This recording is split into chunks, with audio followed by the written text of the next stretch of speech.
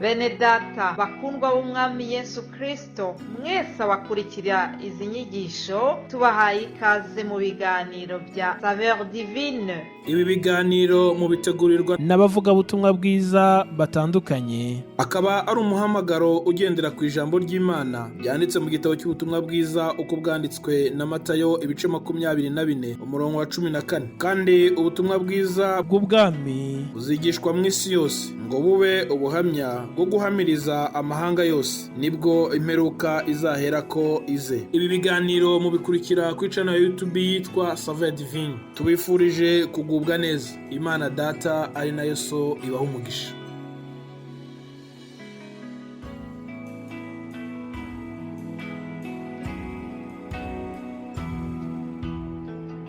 Ndabaramukije inshuti bakundwa umwami wacu Yesu Kristo, muri kumwe na mwene so NTAKARUTIMANA Eric. Dusangira ijambo dusanga mu Bikorinto ba mbere igice cya mbere ku murongo wa 18. Nk'uko mubizi turagira ijambo buri cyumweru tuganirako. Muri nondwi tuganira ku ijambo rivuga ku bushobozi bw'umusaraba wa Yesu Kristo.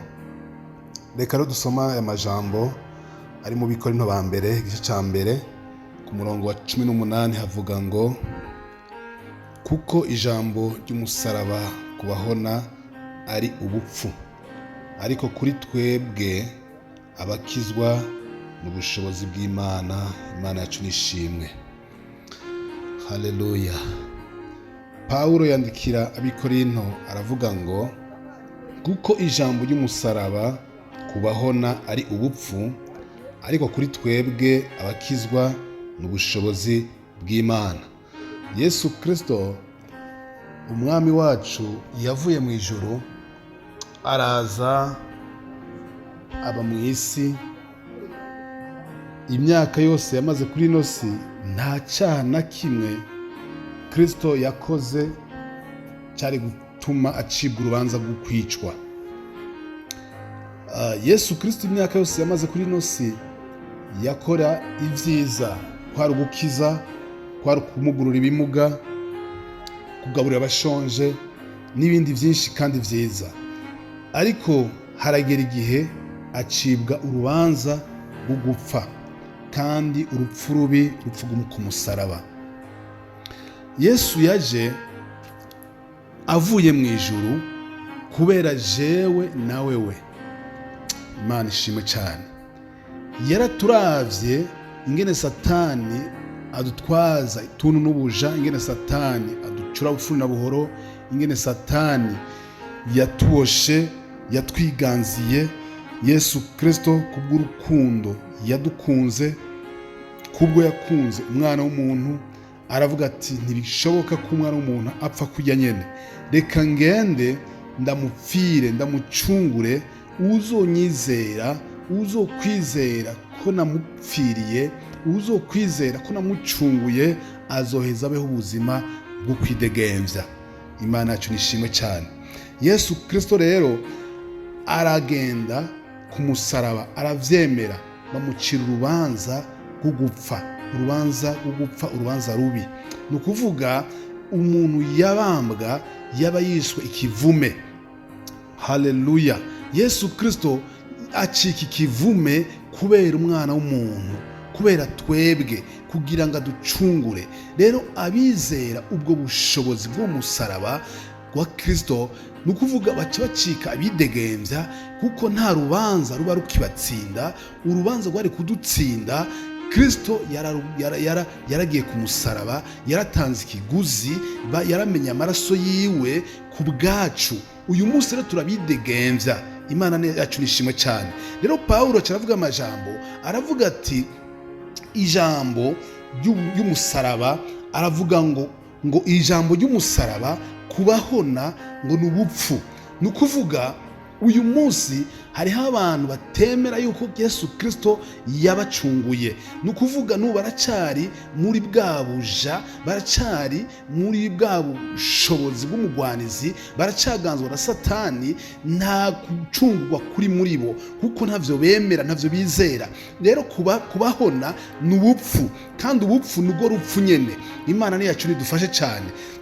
Rero ngaha aca aravuga ngo ariko kubakizwa kuri twebwe abakizwa twizeye Yesu Kristo, twize ko twacunguwe, twize ko Kristo yabambwe ku musaraba ku bwacu, uyu munsi turabidegevya, ivyari bituboshe byose yabitwaye ku musaraba.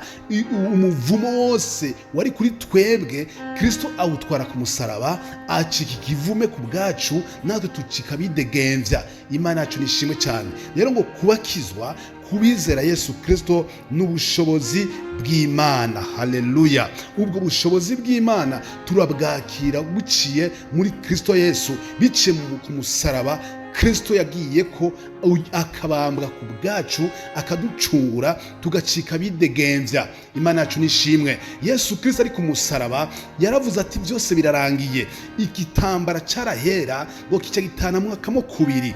Kibaze gutana mu kamo kubiri byasigura yuko turonse access, tugururiwe umuryango wo kwishikira. Ata muntu tukirondera ngo ajye kudusabira nk'umuherezi, ngo ajye kudusengera, ngo ajye kudusabira ikigongwe. Twebwe turonse uburenganzira bwo kwishikira hera mu rusengero, ahera no kuvuga mu bwiza bw'Imana, aho Imana iri, tugashika, tugatanga amashimwe, tukayihimbaza, tukayitazira, tukayisenga.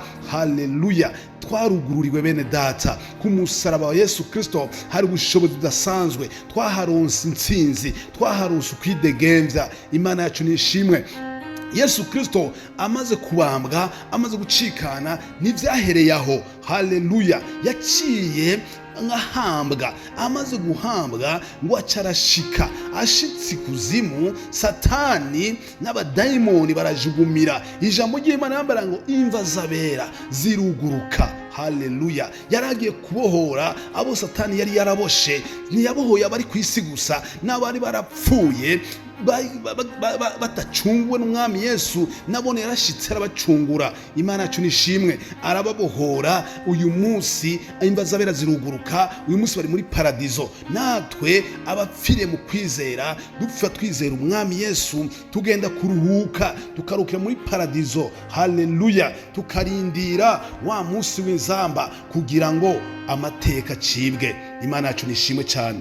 Rero Paulo acarandikira abo bantu b'Ikorinto, arababwira amajambo akomeye cyane ku murongo 18. Arabwira ngo ku ijambo ry'umusaraba kubahona ari ubupfu. Bene data, nuno munsi ariko abantu bariko barahona, n'ubu munsi ijambo ry'umusaraba ari ubupfu, batagerekwa, bataryizera. Imana idufashe cyane, turakwiye kwizera ubu bushobozi bwagaragariye ku musaraba wa Kristo, n'ubushobozi budasanzwe bubohora umwana w'umuntu, bucungura umwana w'umuntu, bigatuma widegembya, bigatuma wumva ushobora gushika, ukavuga uti Kristo ngirira imbabazi, ukisabira imbabazi, ukizera amaraso yamenetse ku musaraba wa Kristo akakweza ivyaha. Imana yacu nishimwe cyane. Ariko ngo kubahona n'ubupfu, ariko kandi kubakizwa ngo n'ubushobozi bw'Imana.